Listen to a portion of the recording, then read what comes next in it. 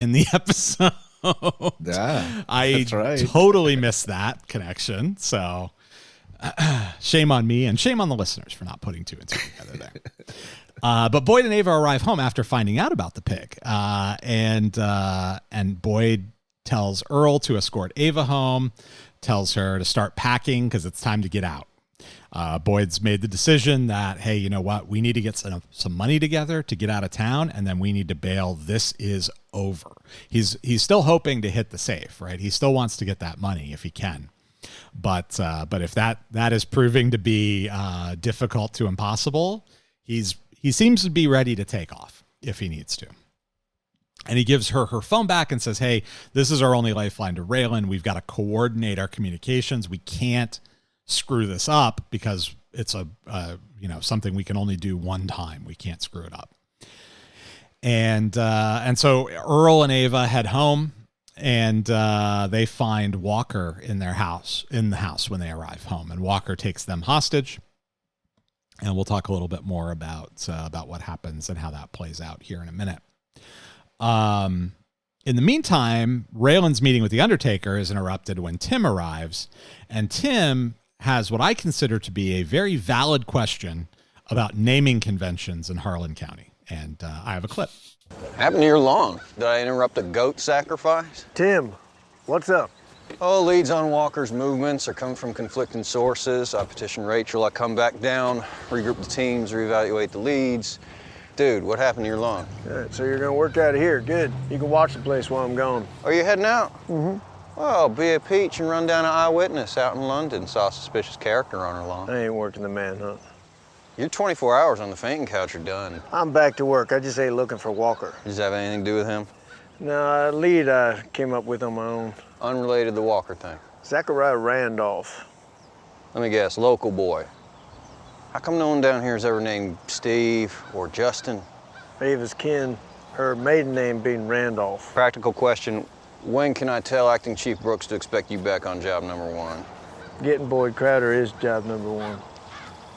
So we see Raylan has decided that he is done messing around. He's got to go after Boyd. He had to shoot a bunch of mercs. He's like, this is not what I'm here for. I've got to get Boyd. I've got to get him now. And this is not developing quickly enough for my taste. So he's going to inspire things along. But Tim makes a great point. When he says nobody's named, Steve or Kevin. That's right. Well, Tim, Tim's well, yeah, but he doesn't live in Harlan. That's his perspective. No, that's what I'm saying. Like, he's like, oh, what is this, Zachariah? Boyd, Zachariah, Bowman, Dickie, Dewey, Coover. Coover, yeah.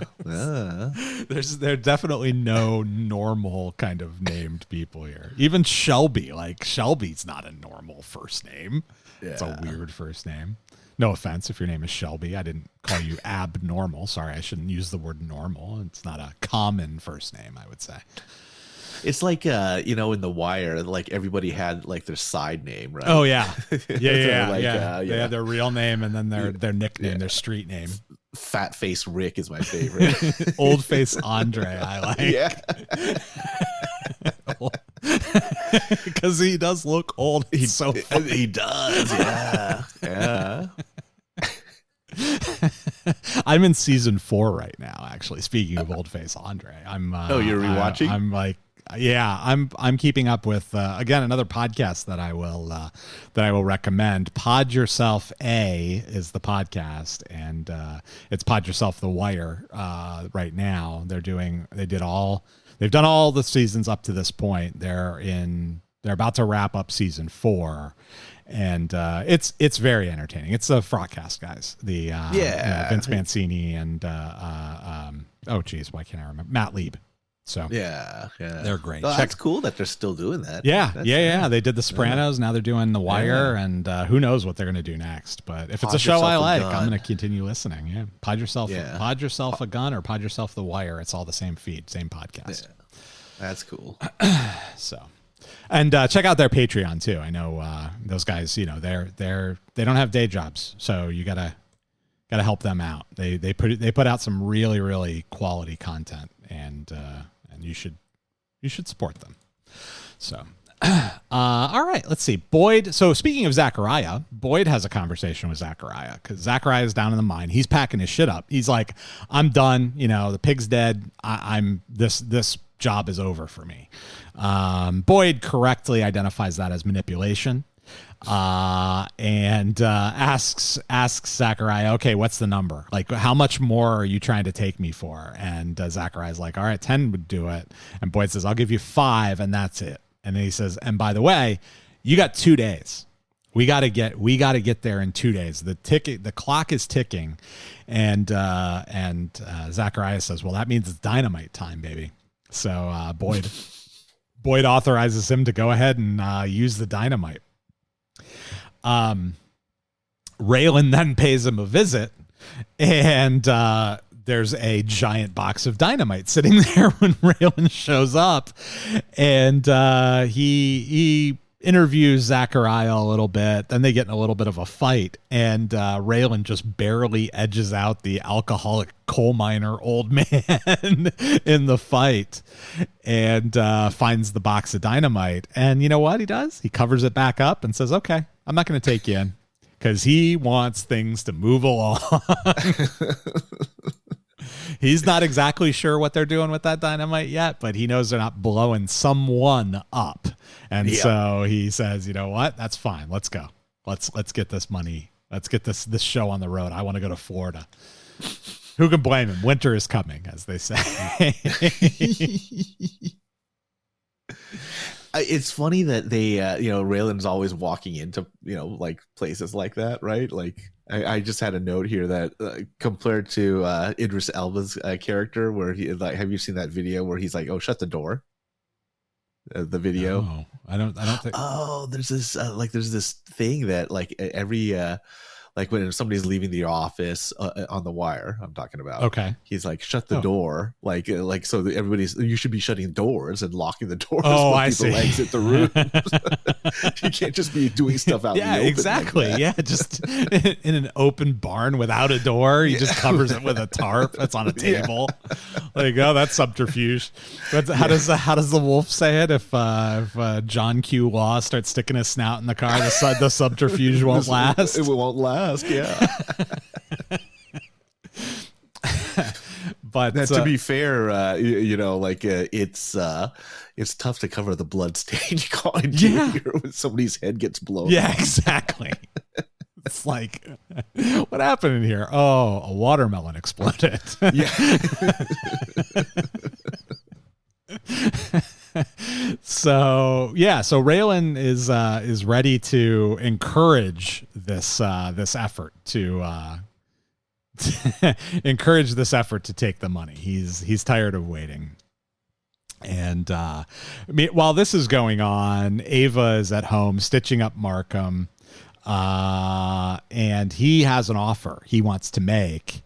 And he's waiting for Boyd to return home to make that offer. And then when Boyd does return home, Walker attempts to get a word in edgewise before he gets pistol whipped, fails, and then once he gets pistol whipped, Boyd listens to what he has to say, and Walker says, "Hey, I know the vault combination. You don't need to blow open the vault or, take the door off or anything like that, because I know the combination. We can get the money. We can walk right in, go down there, take the money, and walk right out, because there ain't nobody watching it.